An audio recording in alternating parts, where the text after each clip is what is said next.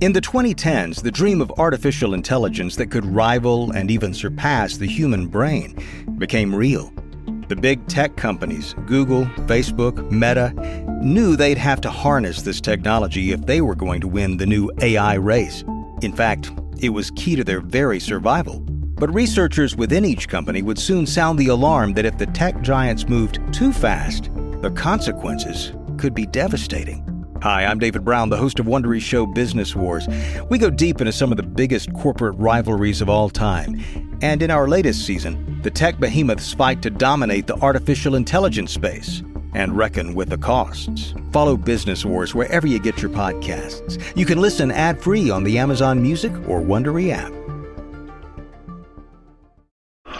You're listening to a Frequency Podcast Network production. Hey Jordan, I'm planning a family get-together for the holidays, but I'm having a hard time wrapping my head around how much food, drinks, and gifts are going to cost this year. Normally, I would just foot the bill, put everything on my credit card, and worry about it later. But things are more expensive, and I don't want to go into debt just to keep up with appearances. This is a letter we got from Sal. That's not his real name, it's a pseudonym, and his letter is being read by one of our producers.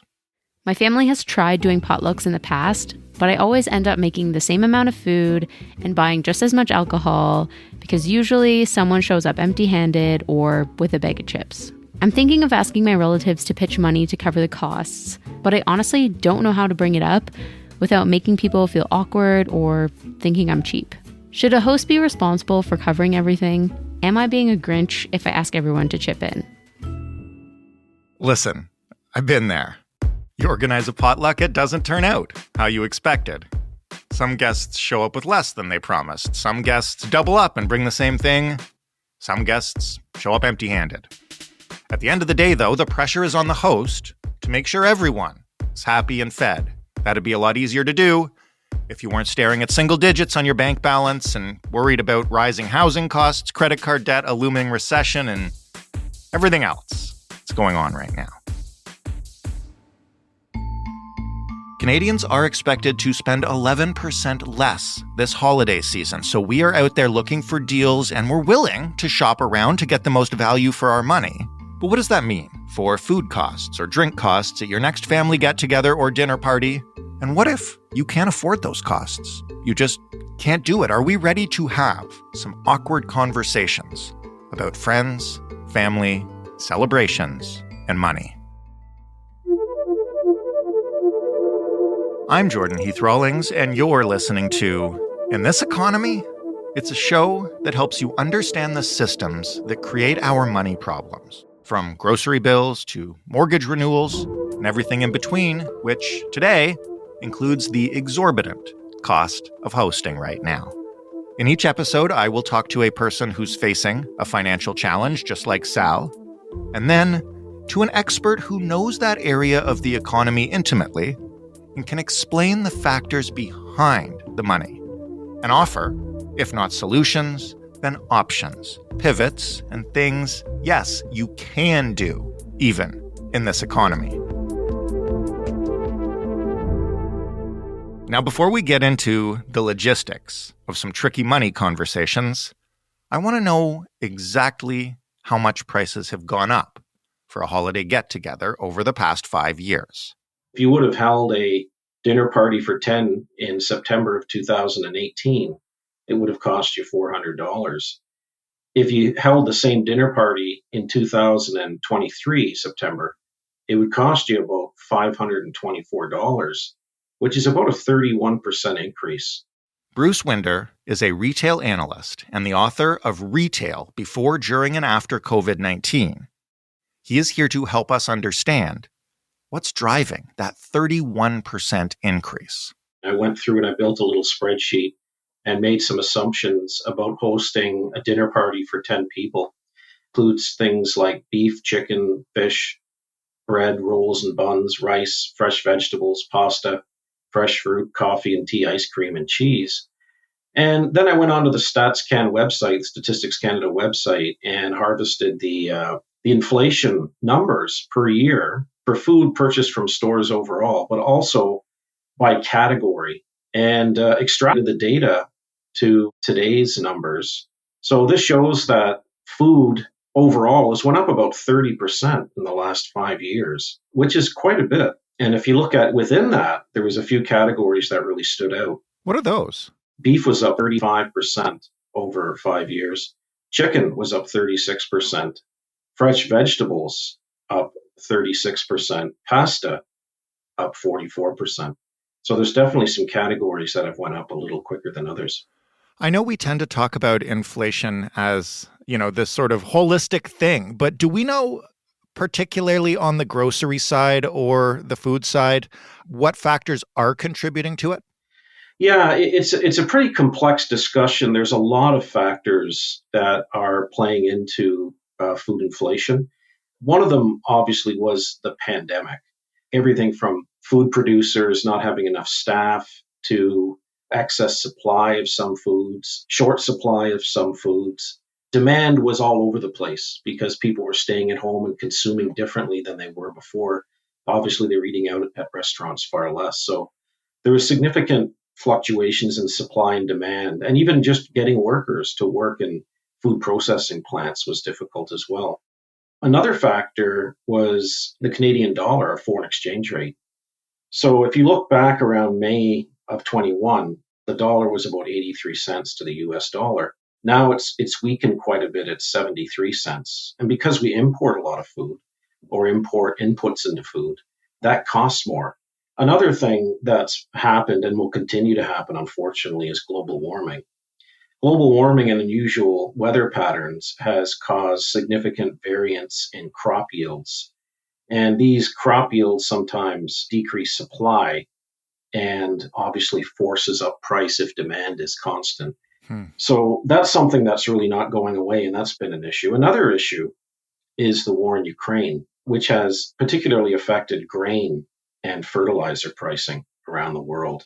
And finally, if you look at oil was $60 a barrel back before the pandemic started. It shot up to $120 a barrel in early 2022, and now it's around 80, low 80s. So there's lots of different issues that are affecting this. A lot of Canadians are talking about greedflation as another issue here. Yeah, that was actually going to be my next question. So I'll just ask it. How do we quantify that? Can we? I know a lot of folks are probably listening to all this and thinking, yeah, that's great. But obviously, grocers are still making money hand over fist. So who's really at fault? Yeah, it's a very interesting question. And there's varying opinions as to whether greedflation exists or existed with Canadian grocers. Some folks say it hasn't. When you look at the gross margin of the major grocers, it has improved. What the grocers are saying, at least some of them, such as Loblaw, are saying it's mix related based on increased sales of cosmetics. But, the jury's really out. I think until someone can take a look at the specific details of what they're buying and how they're marking it up, we really won't know, because there's been some concerns from the Competition Bureau recently that the grocers were less than forthcoming with detailed information on, exactly what they're doing and how they're pricing groceries versus their cost base. I think there's also a lot of discussion that needs to happen on the supplier side. So, I use the metaphor that the grocers are sort of like the goaltender in hockey, but, no one is really asking questions of the suppliers, the big food processors. And I would argue that they may be increasing prices more than they need to based on cost, just based on what I've heard, based on some of the earnings discussions. So it's a very interesting concept. I know one thing. I know that there's such a lack of trust right now between Canadian consumers and grocers. It's at an all-time low. And one of the things the industry really needs to look at over the next few years is trying to regain some of that trust, whether it's through a code of conduct or more transparency to costing and pricing. Since we've talked about the grocers themselves, and you say they may be the ones that unfortunately get singled out in all this, I will ask you about the producers. And instead of greedflation, now we're talking about shrinkflation. Explain that to us. Yeah, shrinkflation is an interesting concept. It's when a manufacturer faces input cost increases, whether it's labor, raw materials, or other things, And instead of just increasing the price of the product, they shrink the quantity that goes in the packaging. So if I have a pack of cookies and there's 24 cookies at a certain price, well, the manufacturer will take out 4 cookies and sell 20 instead at the same price. So realistically, as a consumer, you're getting less for your money, which is equivalent to really paying more. So that's another tactic. And in the UK, they've actually started calling it out with signage in some grocers to tell the consumer, hey, this manufacturer is participating in greedflation. It's not our fault. Exactly. That's sort of a bit of a blame deflection there, which I don't think works. I think consumers see the grocers as the culprit, whether they like it or not. Another thing that's been happening is, I don't know if there's a word for this yet, but manufacturers are also looking at different types of ingredients to try to save price as well. So swapping out maybe a lower cost ingredient in some food to try to save money. So there's all kinds of little maneuvers and techniques being used right now to try to manage growing earnings if you're a manufacturer or a retailer, while still trying to keep consumers coming back. That is an incredibly thorough explanation of what we're seeing at the stores right now. So thank you for that. But now I have to ask you how we can use that information practically. Like, how much of the price increases we're seeing depends on where you shop versus what you're buying. Sure. You looked at the different categories and what's gone up by a lot and what hasn't, but also it varies store to store. Like, how would you say that consumers should be approaching finding the best deals? There really is a difference depending on where you buy your product, like which grocer, and how you buy your product. So I'll give you an example. In Canada, we have our big grocers, obviously the Empires, the Metro, and the Loblaw, and they have their namesake stores, but they also have discount outlets, right? They have Freshco and No Frills and Food Basics. And if you look at the discount segment, they could be on average between 20 to 30% cheaper than the full line or full service grocers like the Metros, because there's less service there. They're not quite as nice. The decor isn't as nice. The fixtures aren't as nice. The food may not be as nice, and they don't have extended delicatessens or bakeries, a little less on that. So if you're a consumer, you can save 20 to 30% roughly, and it varies obviously by store, by channeling down to the discounters. You can also, look at other grocers like Walmart, who is basically a discount grocer in itself. And Costco's also done very well in grocery as well. So that's sort of the channel. But if you look at what you buy, you can buy frozen product. Frozen product is always cheaper than fresh product. So if you buy frozen vegetables, frozen meat, people were buying frozen turkeys at Thanksgiving, you're going to save money versus fresh or pre-made or pre-cooked for you. So that's another thing you can do is sort of changing up what you buy. Maybe there's alternatives. I mentioned how beef and chicken went up a lot. Well, maybe there's other, alternatives to that for protein, right? Whether it's tofu or pork or something, that you can use that it's a little cheaper maybe and can help you get your protein that way. Those tips are all great for continuing to afford groceries and be able to feed yourself and cook on a day-to-day basis. The reason we're approaching this episode is because this is the time of year when we have family and friends for dinner parties and people are expected to host. And as you've kind of just described, that can be a lot more expensive than it used to be. Mm-hmm. What do you think we'll start to see in terms of like traditional gatherings this year where, look, somebody might not feel great having their entire family over and then announcing, I've swapped out the turkey for tofu. Exactly. Deal with it, you guys. What kinds of shopping trends might we expect to see in terms of those big, fancy or maybe even not so fancy holiday dinner parties? Well, I think one thing that could start to happen is you may see some of these gatherings turn into a bit of a potluck instead of one family flipping the bill for the entire meal, because people realize times are really tough, right? And, it's not really fair to ask one family to pay, over $500 one month to host this meal. So I think potluck, sharing of meals, people bring different dishes themselves. may be popular. And, this may sound odd, but you might see a little less of these dinner parties too, a little less of these gatherings. So don't get me wrong, you're still going to celebrate the way you celebrate. But, you might sort of look at your guest list a little sharper and say, do we really need to invite Uncle Fred this year?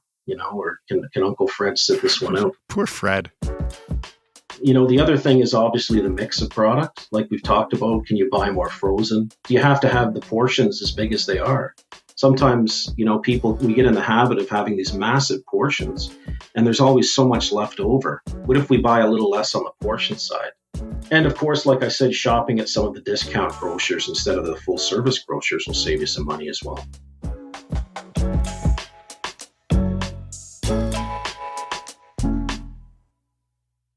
In the 2010s, the dream of artificial intelligence that could rival and even surpass the human brain became real.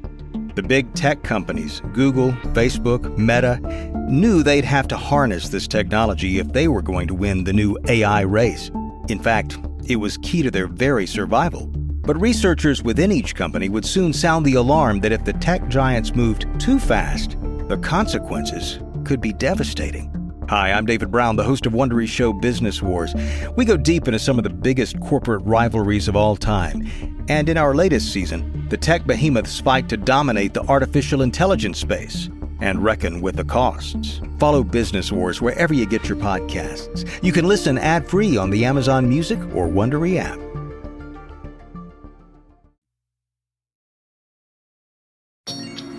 Now that we've got a better understanding of how we got here, I want to get to the second half of Sal's question. Is it a good idea to ask family and friends to chip in for the big meal? And if it is, how do you do it without hurt feelings? To help us with that, I called a best-selling personal finance author and the founder of Money Wise Workplaces, Kelley Keehn. I've been, a financial something, either in the industry or out of the industry for over 25 years. And I've never heard people talk about finances like they are today. I mean, middle class, high income, everyone is feeling the pinch. Everyone is feeling scared and worried about the holidays. So I think that it's more than acceptable to have the conversation about affordability come holidays and how that's going to work and who's paying for what. Definitely, I don't think anyone would be surprised by that conversation today. It's one thing to say it's a good conversation to have and nobody should be surprised by it.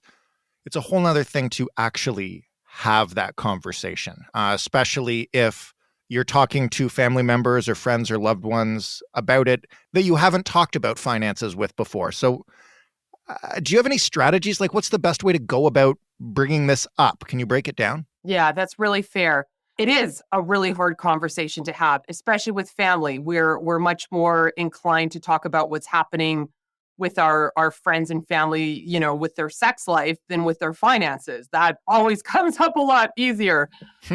So, it takes some vulnerability. It takes a lot of courage. And you are probably starting the conversation that everyone in your family and peer group wants to have. So knowing that it's not like everyone's doing great and you're the only one that isn't, that's the first and most important thing to remember. It's kind of like when I speak for large audiences, it's that one brave hand that asks, they'll say, oh, this is a silly or stupid question. And everyone in the audience has the same question. So, it can just be something as simple as, look, you don't even have to admit that times are hard. You don't have to admit that you're sticking to a budget. Mm-hmm. You can just say, look, you're trying to save a little extra money. Maybe you're trying to teach your kids some creativity and how to really navigate these challenging financial situations moving forward and make it fun and just be like, look, we're looking for some creative ways to save some money this season. And this is a couple of things that our family was thinking about. What do you think? What are you guys talking about? You don't even have to make it declarative. You could say that you were listening to this interview and they were talking about some fun ideas to save some money and still have a great time. And that it's about getting together. It's not about how much money is being spent and who's spending the money. And oftentimes that can just open up the floodgates and see. And if you get kind of the iron curtain conversation or dead silence okay, maybe then you scale back and just that's not the person that's going to be receptive, and that's okay. Not everyone is. So realizing that it's kind of like dating or a job interview or anything else, you're not really quite sure what the reception is going to be on the other side. So as long as you'll feel comfortable, you've Right. practiced it out, I think it's a great start. Let's talk about actually asking people for money. If you're having these family members over, how do you pull it out and be like, listen, this is costing me $500. I need $30 from everybody to make this work. Well, okay, this gets really Or should you just not do that? it gets weird. I'm going to be honest. There's a ton of research that, this might sound out of left field, but it will give you a little insight. For example, where they put these refrigerators in dorm rooms and, college kids are always starving. And they put Cokes in a bunch of refrigerators and they put dollar bills in other refrigerators. Of course, at the end of a couple of days, all the cans of Coke were gone and all of the dollar bills were still there. Huh. It just shows you that there is this taboo when it comes to cash and money and asking for it as opposed to things. So I am not going to say there's some easy way to ask for cash. That is tough. Okay. I don't think it's unreasonable to say, hey, look, I've covered the family, and I know in my own family, I've done dinners for 20 years. I've covered the family for 20 years. This is a tough year, and I'm asking everyone to chip in. It's going to cost me this much money. I'm asking everyone to, bring some cash or email me or what have you. That's a tough conversation. So if that's just too tough, maybe you have to make some alternatives. Maybe you don't do dinner this year. Maybe you do ask people for potluck and say, look, I'm really counting on you to bring what you said you were going to bring, because this is the only way I can make this happen. But I'll be honest, it's not easy to ask for cash from family and friends.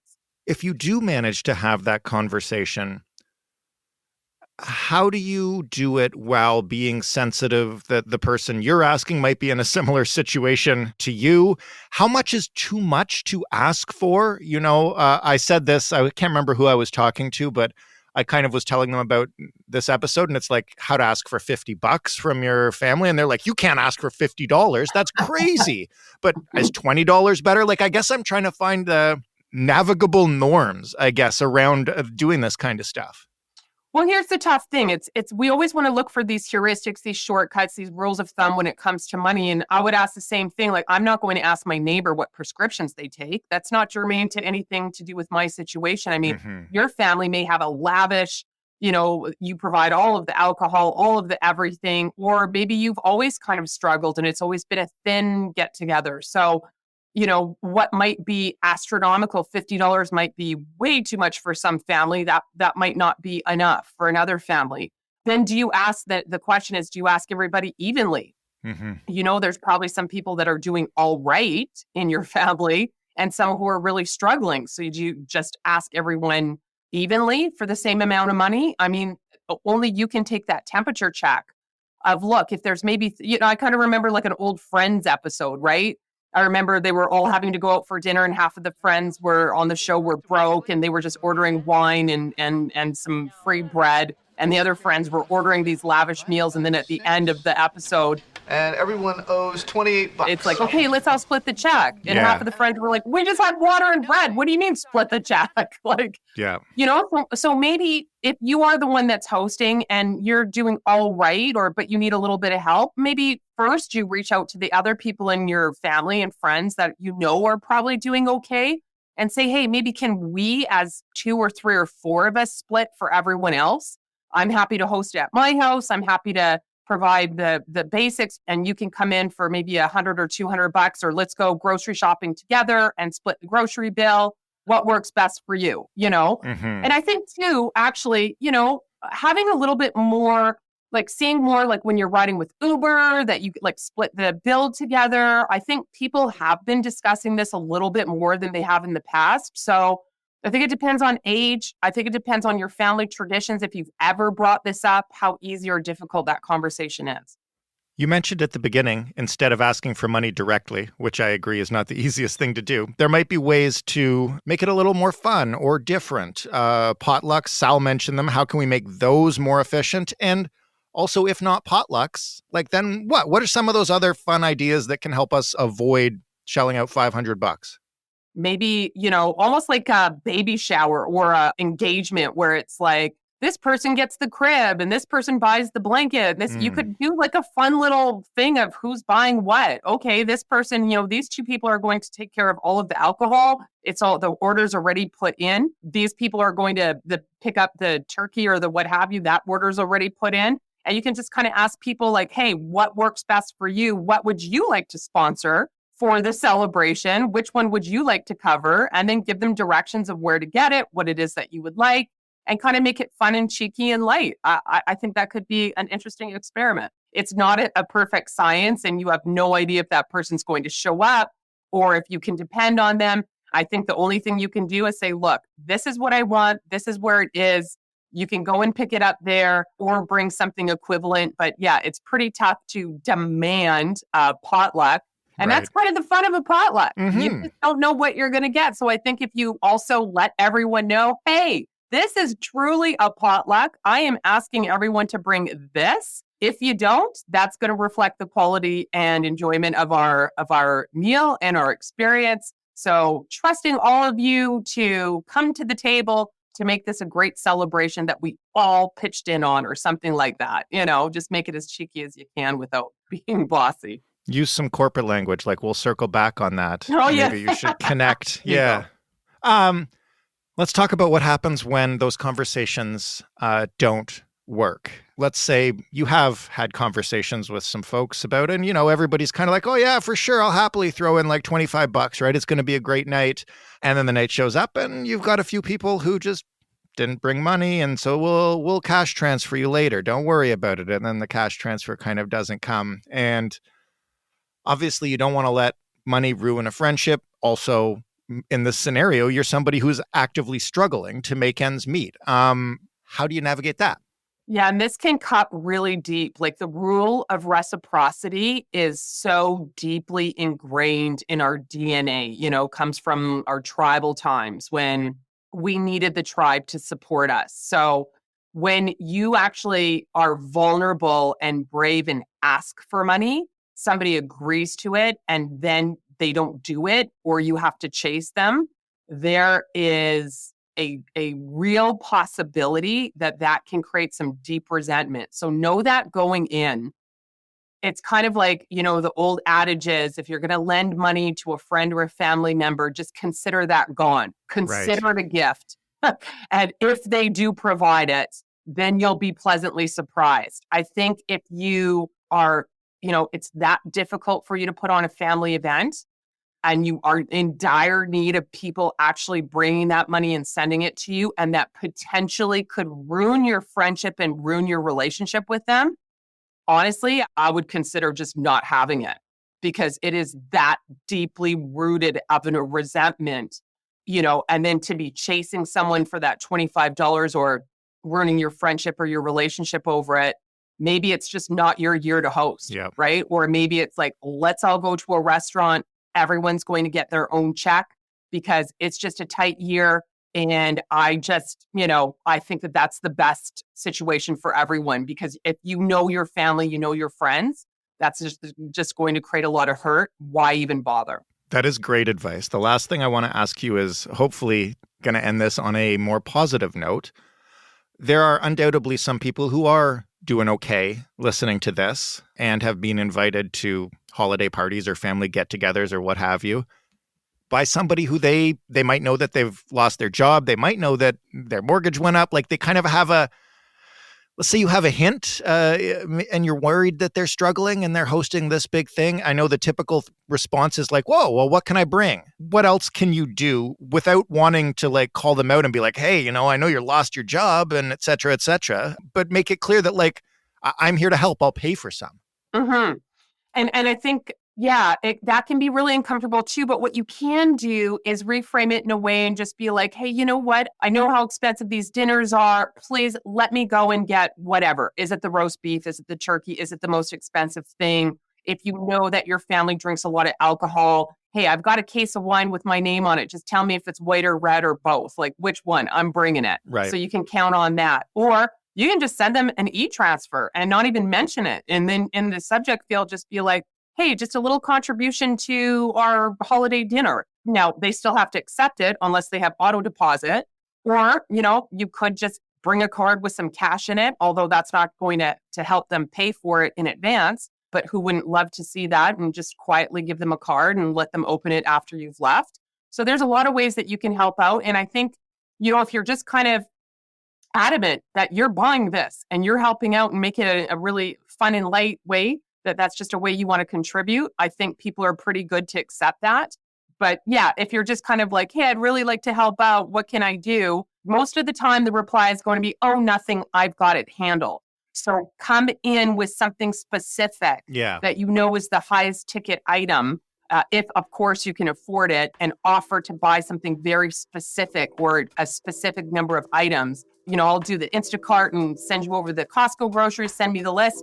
It'll be there by tomorrow morning. Like whatever, be specific, as opposed to, hey, how can I help? That's akin to saying, how are you? And the polite response is fine. Some of this might sound obvious to you depending on how you were raised and how you talk about money in your family. But regardless, what it really comes down to is we're all feeling a pinch in our wallets. You wouldn't be listening to this show if you weren't. And with that comes a lot of anxiety and a little fear and maybe some guilt. At the end of it all, what I hope you take away from this episode is that you are not alone, even if it might seem that way when you're scrolling online, looking at perfectly Instagrammed holiday meals. The people in your circle are likely in the same boat as you. And knowing that should give you some comfort and some confidence when you're approaching how you want to celebrate this year, who you want to do it with, and how you want to pay for it. One thing that I found interesting while researching this episode is that there's some tech that can help make the planning and the money conversations a little more seamless. The obvious one, of course, is cash transfer apps, which you've all heard about and likely seen, but Venmo and Cash App are not available in Canada. Still, most, if not all banks, offer Interac e-transfers online and on their mobile apps. We've been able to send and receive money that way in this country for a while now. Recently, however, many of these banks and apps offered the ability to request money. And like Kelley said, we're getting more and more used to splitting the bill with the proliferation of ride-sharing apps, food delivery apps, all of that stuff. And the more we use things, the more comfortable we get with them, and the easier it should be to say, hey, don't worry, I'll just request it online later. If you want to just plan in advance and also not ask for money directly, there are a few apps out there that can help organize who is bringing what to the party. A few that we found are Bring It, with Lomi, that's L-O-M-E, and Punchbowl. Now, these are apps that help you send invitations and assign dishes for a potluck. Guests can see what they're expected to bring, they can see what everyone else is bringing, and that way you won't end up with 4 artichoke dips on the table. Now, I haven't tried these apps, and I will say to you, you should try them and let us know what you think. There is also, however, if you're an old fart, the shared Excel document or Google spreadsheets in which you can just write down some names, write down some dishes, and send out a link. Sometimes you don't need an app.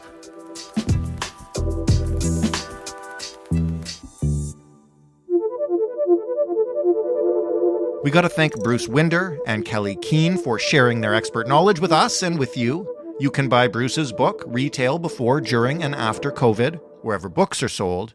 And if you want to learn more about Kelley's services, you can visit her website, kelleykeehn.com. And again, thank you to Sal for writing into this show with your money problem, sharing it with us, and letting us have this conversation. If you want to give us a reason to have a conversation about your money problem, then we want to hear from you. You can email us anytime. It's hello@itepod.ca. If you don't feel like email, you can call and tell us a story in a voicemail. The number is 416-935-5935. We don't need your real name, as you know. We do need your real numbers, and also don't forget to actually leave a way for us to get in touch with you when you call, or else You'll wonder why we ghosted you, but we didn't. You ghosted us. You can find us on social media. We're on Instagram and TikTok at In This Economy Pod. If you liked this show and you want more of this show, please help us share it. Help us get the word out. Tell your friends, subscribe in a podcast app, share it on social media, rate and review, and all those good things the people who love podcasts love to do for their favorites. I am your host and your executive producer, Jordan Heath Rawlings. This episode was written and produced by Stephanie Phillips. The sound design was done by Robin Edgar. Mary Jubrin is our digital editor. Diana Kay is our manager of business development. And together, we're the Frequency Podcast Network.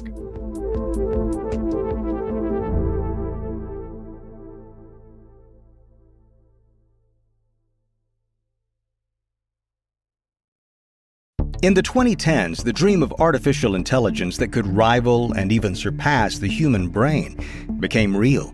The big tech companies, Google, Facebook, Meta, knew they'd have to harness this technology if they were going to win the new AI race.